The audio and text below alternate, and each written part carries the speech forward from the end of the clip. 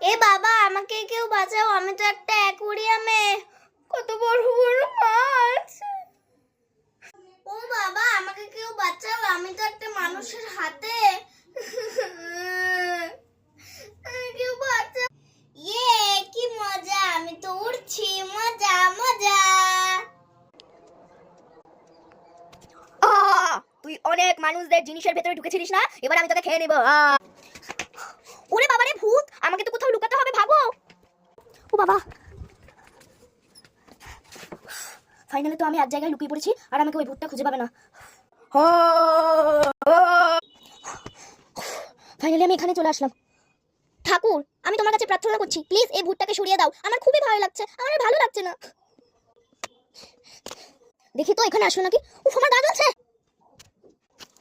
Thank you ঠাকুর, তুমি আমার কথা শুনে নিলে। I love you.